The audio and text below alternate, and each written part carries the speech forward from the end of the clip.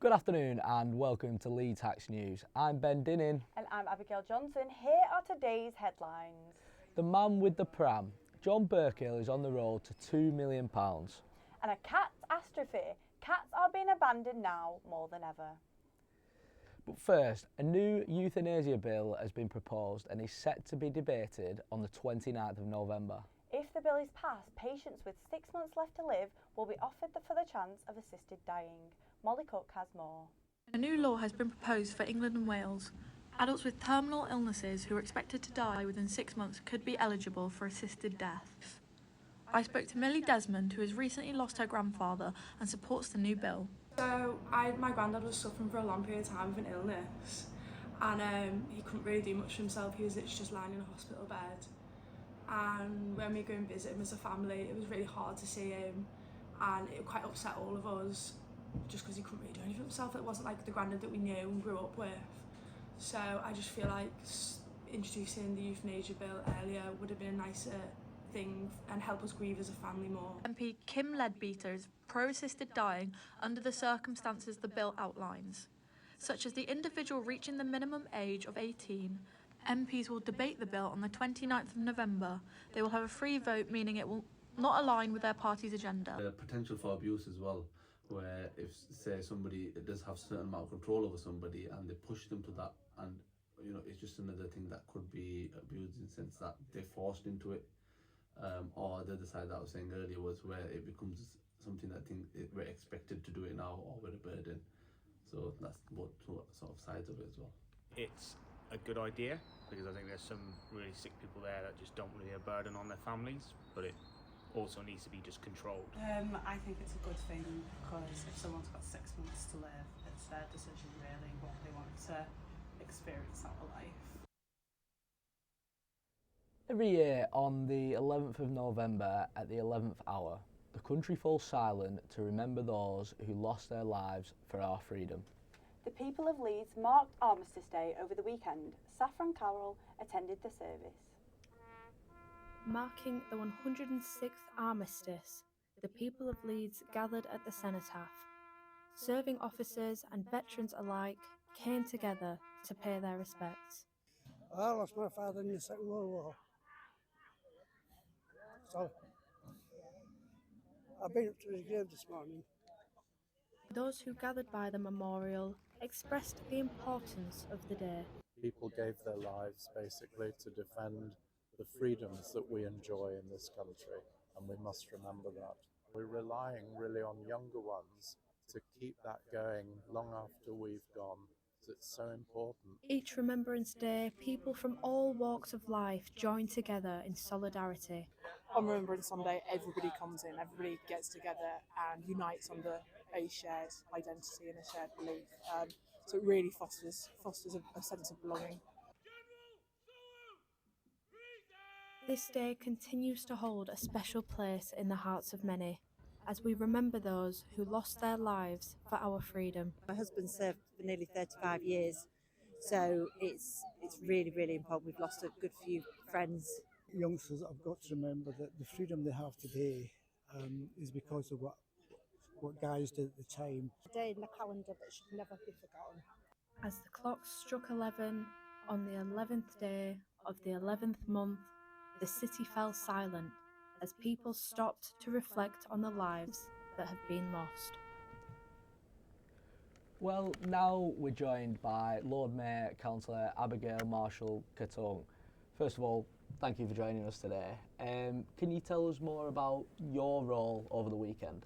Sure I can, and thank you very much for inviting me. Yes, as First Citizen, my role was to welcome families of veterans, serving veterans, civic guests, children, families around the city to commemorate, and remember our fallen heroes and to pay respect to them, bearing in mind they gave their tomorrow for our today. So it's always a very special time of the year for us.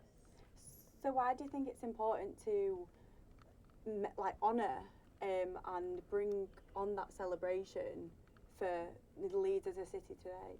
It's very, very important. It's a poignant time in our history. If you look at both wars, and it's a time where we really should never ever forget the sacrifices that they made so that you and me can have the freedom that we have today. So you have to remember we had people who used to live with us, who have given up their lives, you know, fighting for our freedom today. And the least we can do is to always make sure that we never, ever forget those sacrifices that they made for us. And we come together as a city, you know, to commemorate, you know, all those sacrifices and to honour all of them. And you have to remember we still have veterans who are still fighting in different parts of the world on our behalf. So yes, it's that time of the year where I think it's very important that we remember them. And finally, Lord Mayor, how does the city ensure that the younger generation engage with the traditions and the importance of Remembrance Day? Well, it's very important, and we call it Remembrance Day for a reason. We remember them, and that's why we should never forget that every 11th day of the 11th month of the year, we all come together, and that's a history that I believe should be taught from primary school, college, university, that the young people know their history and the sacrifices that people who have gone before them have made for the city, that every single year we come together and make them know why they give up their lives so that we all can have the freedom that we have today. And without that history, how are young people going to know? So that's why it's really important that we never take that out of our curriculum. Thank you so much for talking to us today. That was really, really interesting. That was Lord Mayor Councillor Abigail Marshall-Catung. Now, the man with the pram. John Burkill celebrates the anniversary of winning his Pride of Britain award last year. The 85-year-old is now on the road to raising £2 million, Sophie Nicholson reports. Sheffield's famous man with a pram is planning on making another £1 million since receiving his Pride of Britain award last year for raising £1 million for Macmillan in memory of his wife and daughter. I've walked 1 million miles and I've raised £1 million, so why not? And now we stand at, for Macmillan, 1.1 and a half million. So it's going up. So is it possible to raise another £1 million? I don't know, but I'm going to have a go. That pram is my daughter's pram. I bought that in 1961 for £4.12 in a tanner from Banners at Atterford. And up front there, that teddy bear is one of my late wife's teddy bears. I just call him Biggles. And he drives the pram. He knows every road in Sheffield. I don't, but I just follow him. John has walked over 1 million miles, taken part in over 1,000 races and broken a world record. So what does Sheffield think? He's a personal friend, his family are lovely, and he'll do anything for anybody.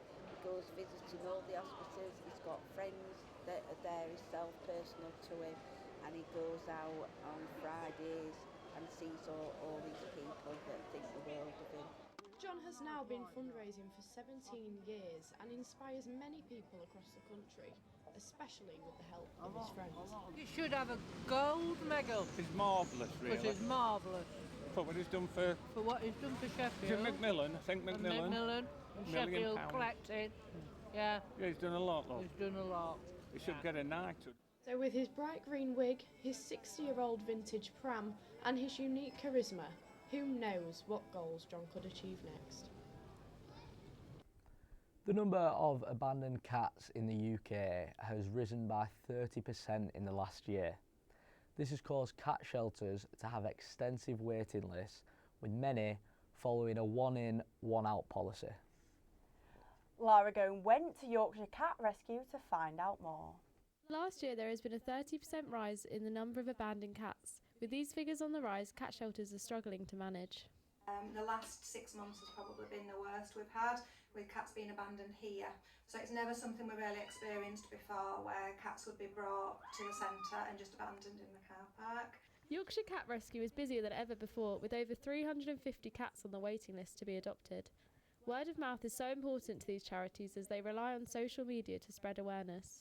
If we can show updates of adopted cats, successful adoptions, it does seem to, well, it helps raise our profile and it gives us more chance of the news being spread, other people adopting. Many animal lovers have emphasised the crucial need for educating owners on the long-term responsibilities of owning a cat. Our advice to somebody taking on a new cat or considering adopting a cat would be to try and have a full health screen before they commit, so they can be aware of any hidden costs and any extra treatment that this pet might need. The more awareness spread, the brighter the future is looking for these vulnerable animals.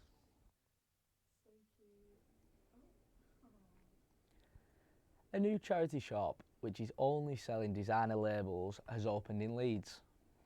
The Mary Curie store is aiming to be fast fashion with their love of quality clothes. Joseph Jacklin went along to see the new store.